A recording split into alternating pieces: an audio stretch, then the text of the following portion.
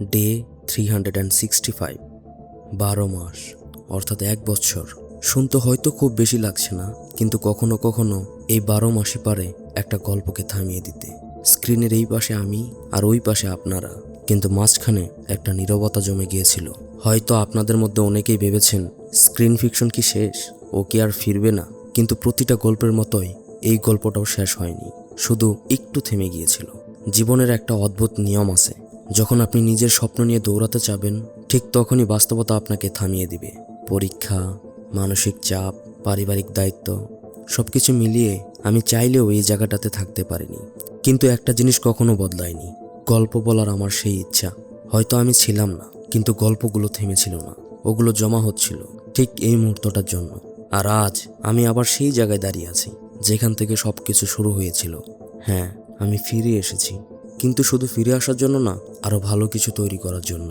এই 1টি বছর আমি শুধু দূরে ছিলাম না, আমি নিজেকে তৈরি করছিলাম নতুনভাবে গল্প বলার জন্য, আরও সিনেমেটিক এক্সপিরিয়েন্স দেওয়ার জন্য, যাতে আপনি শুধু ভিডিওই না দেখেন, আপনি যেন সেই গল্পটাকে অনুভব করেন।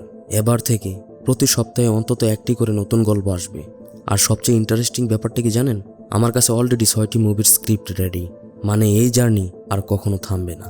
একটার পর একটা গল্প, একটার পর একটা এক্সপিরিয়েন্স আপনাকে নিয়ে যাবে এমন এক জায়গায় যেখান থেকে আপনি সহজে বের হতে চাইবেন না।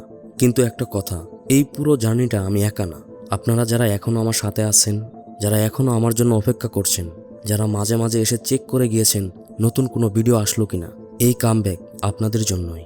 আর যদি আপনি নতুন হয়ে থাকেন এই চ্যানেলে, তাহলে জেনে রাখেন, এটা শুধু চ্যানেল না, এটা এমন এক জায়গা যেখানে শুধু গল্প বলা হয় না, গল্পটাকে আপনার ভিতরে ঢুকিয়ে দেওয়া হয়। তাই আবার শুরু হোক নতুন এক অধ্যায়, আবার খুলুক নতুন নতুন গল্পের দরজা, আবার তৈরি হোক সেই অদ্ভুত জগৎ যেখানে বাস্তবতা আর কল্পনা একসাথে মিশে যায়। স্টে উইথ মি, কারণ খুব শীঘ্রই আমরা একসাথে ঢুকে পড়ব নতুন এক গল্পে। Screen fiction, where story don't just end, they stay with you.